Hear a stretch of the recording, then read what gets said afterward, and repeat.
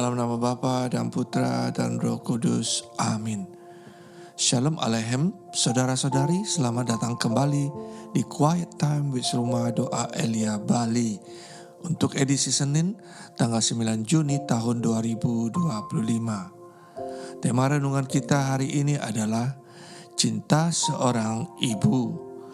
Renungan berdasarkan dari Injil Suci menurut Yohanes bab 19 ayat 25 sampai 34 dan surat kedua Rasul Paulus kepada jemaat di Korintus bab 1 ayat 1 sampai 7. Saudara-saudari yang terkasih, cinta seorang ibu yang bertahan di tengah hujatan, fitnah, dan ketidakadilan adalah sebuah ikon sejati dari cinta tanpa syarat, yaitu cinta yang tidak tunduk pada opini publik, tidak dibentuk oleh narasi sosial, dan tidak takut kehilangan muka.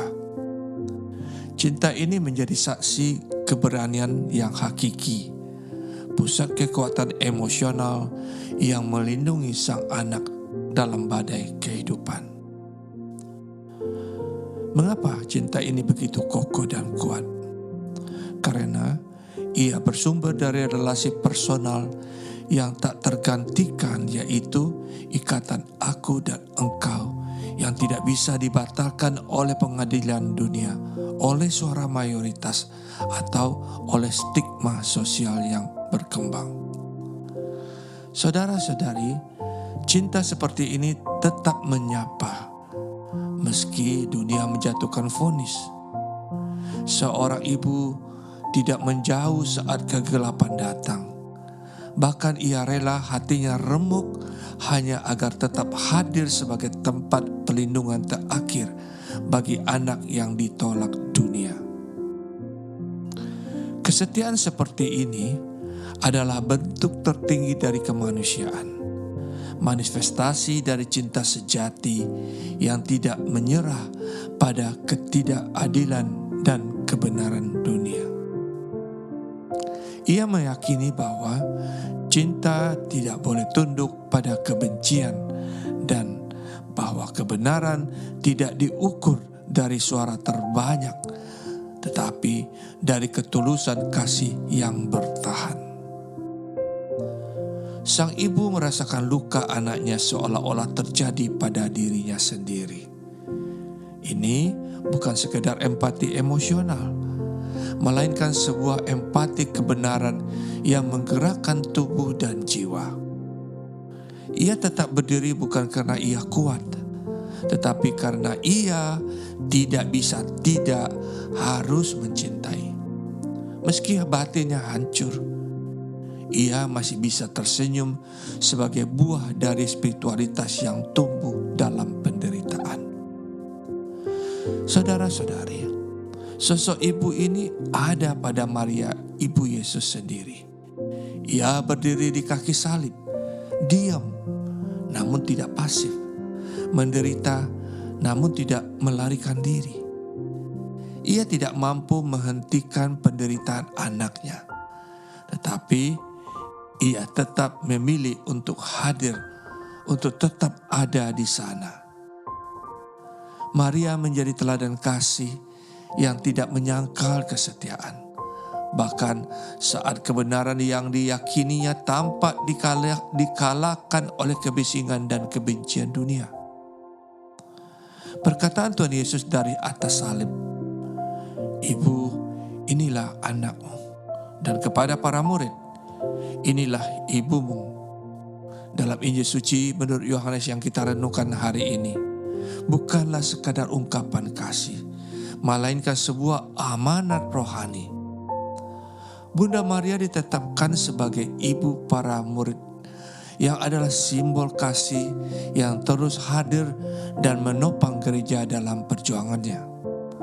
Namun saudara-saudari, tidak semua orang menyadari atau menerima peranan Bunda Maria ini. Ada yang melihat tetapi tetap memilih untuk mengabaikan kehadiran Maria dalam perjalanan imannya sebagai pengikut Kristus. Padahal saudara-saudari terkasih, dalam bacaan pertama, kita menangkap gema spiritualitas Maria dalam diri para murid dan para rasul. Rasul Paulus menyatakan bahwa di tengah penderitaan, fitnah, penolakan, dan ancaman, ternyata penghiburan dari Allah telah mengalir dengan demikian. Kita diberikan juga kemampuan untuk menghibur sesama. Disitulah teladan Maria menjadi hidup, menghibur dalam kesakitan, hadir dalam kesunyian, dan tetap kuat meski diliputi luka. Ia menjadi cerminan nyata karya Roh Kudus yang meneguhkan, yang menguatkan, dan menyertai gereja dalam menghadapi badai zaman. Saudara-saudari, teladan Bunda Maria bukan sekedar kenangan sejarah, melainkan jiwa keibuan gereja yang terus hadir dalam setiap pelayanan yang setia. Pelayanan yang mungkin penuh luka, namun tetap memberi penghiburan. Di balik setiap penderitaan murid Kristus zaman ini, Bunda Maria tetap hadir, mendampingi, menguatkan, dan memeluk dengan kasih yang senyap, namun tak tergoyahkan. Saudara-saudara yang terkasih, inilah saatnya kita merenungkan apakah kita telah menghadirkan Bunda Maria dalam keseharian kita, terutama saat badai, kesulitan, bahkan penganiayaan baik secara fisik maupun batin. Apakah kita tetap mampu untuk membawa sukacita dalam duka kepada sesama, sebagaimana Maria melakukannya bersama para murid di tengah misi pewartaan mereka?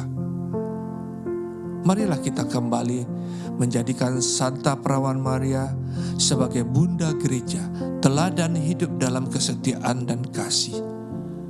Dengan berdoa bersama Bunda Maria, kita memohonkan agar Roh Kudus menguatkan kita dalam masa-masa sulit hidup ini. Agar kita meneladani Bunda Maria untuk tetap setia hadir, tetap mengasihi, dan tetap menghibur, bahkan saat dunia tidak mengerti kasih yang sedang kita perjuangkan. Amin.